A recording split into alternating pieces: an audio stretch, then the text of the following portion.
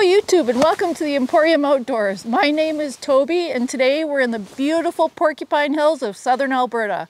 I hope you come along and join us with our adventure today.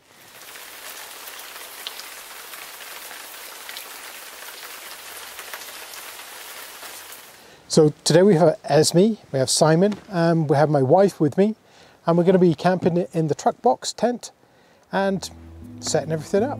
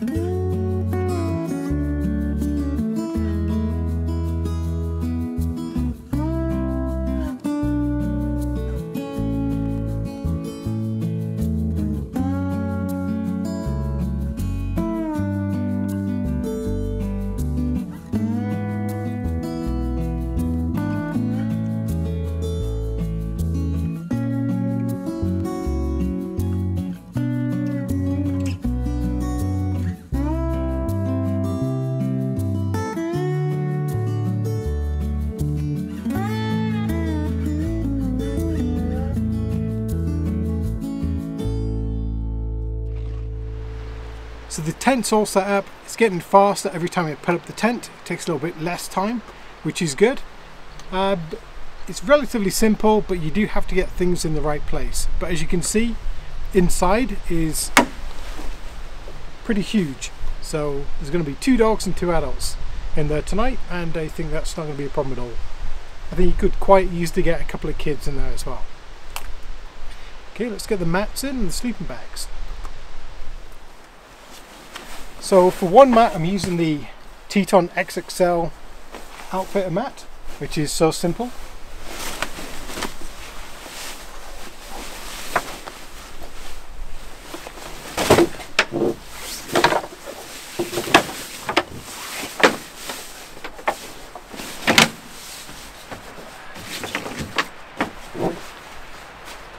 So it's done.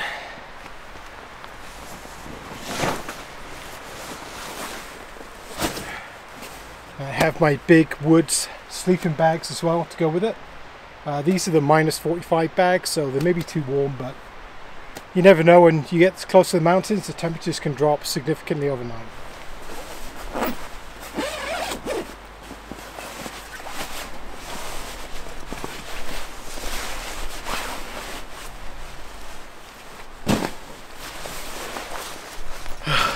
Done. It's time to take a bit of a break.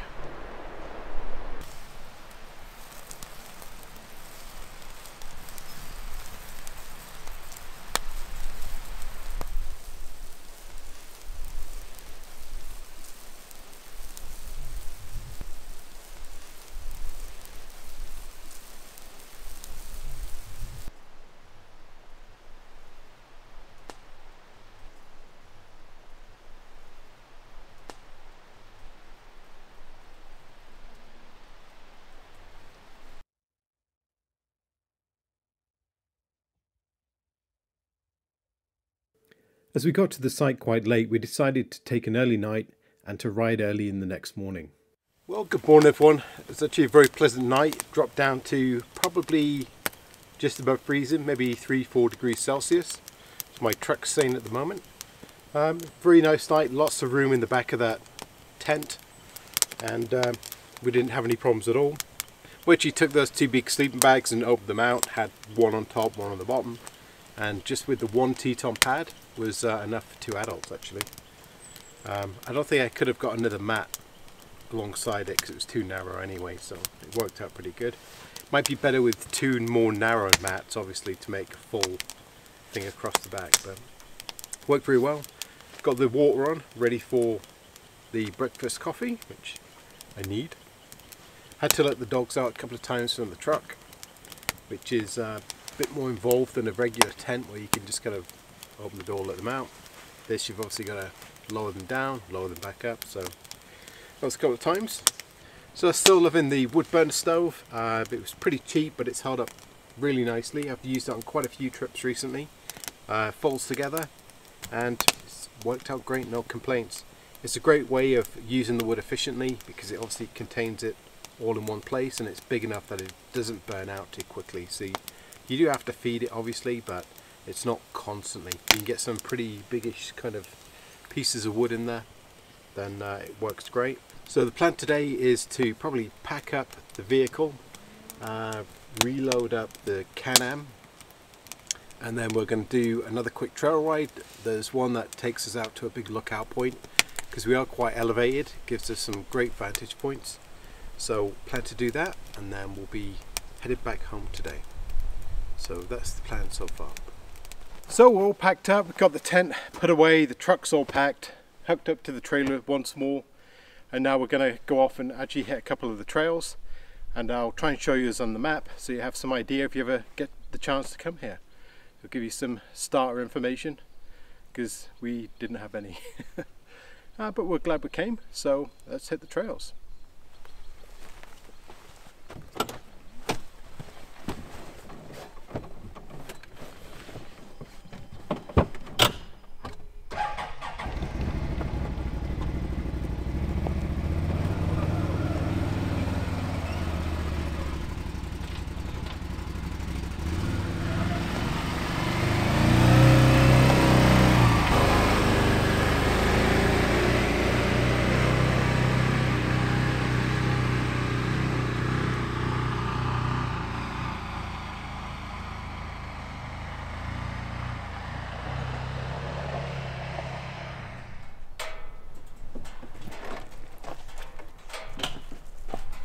So we've just arrived at the start of the trail point. I just wanted to point out these markers. So each of the trails are marked with a number that references on the map, whether it's suitable for an ATV or UTV, or whether it's just for dirt bikes.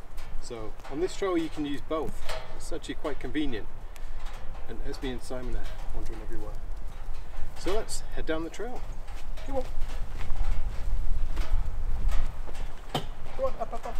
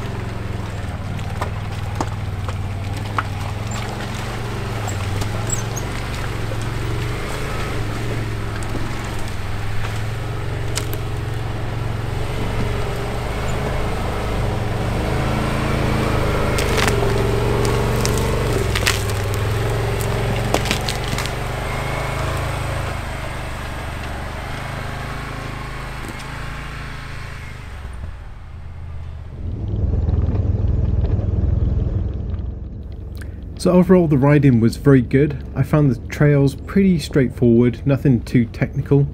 It was a little tight for such a large machine, but if you had just a regular ATV or maybe a 50-inch side-by-side, you would find no problems getting through these trails. We did find some steeper trails on some of our travels, and they were fine coming down, but it would be quite daunting going up in such a large machine or on a ATV, so it's something to be aware of, but you can obviously just double back if you don't feel comfortable. So we didn't have any troubles finding a camping spot for overnight. There are lots of pull-out areas along the main road that runs through the area, and there's quite a few people camped either side, and they're quite separated out, so it's not too intrusive. Do bear in mind that this is grizzly bear country, and not to leave your pets unattended or anything like that, or leave food around. You don't really want to attract them in. So there's also loose livestock that roam the hills as well, so you just have to be aware of that on the trails because they do cross back and forth. It's really nice to see, and you can hear them during the night moving around, which is kind of fun as well because you're not sure what it is. I plan to return back to this area several times to explore further, and I can't wait to see it in full snow. Overall, I do recommend the area. I think it's got lots to offer for the beginner and intermediate rider. I don't think it has the challenge of some of the more advanced trails that I've been along, but it'd be great for a family to explore for a couple of days. It certainly has lots of potential, and some of the views are just amazing.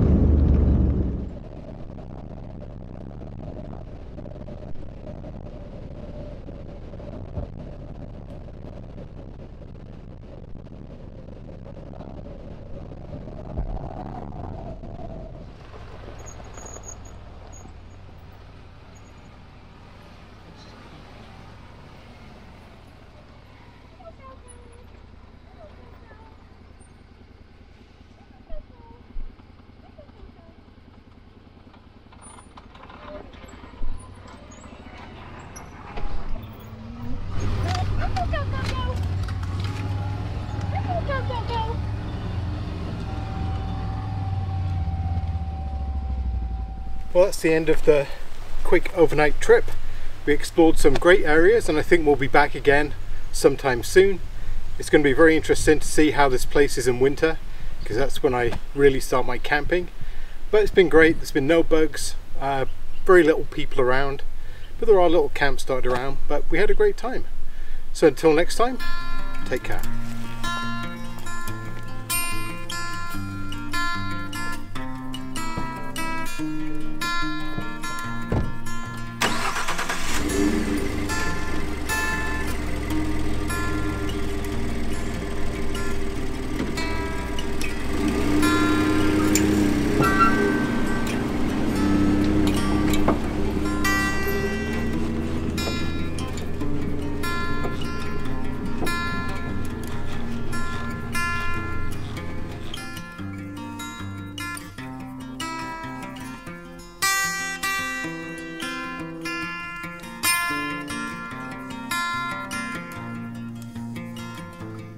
And as always, thank you very much for watching. If you like my videos, leave me a comment, maybe a thumbs up, and don't forget to subscribe.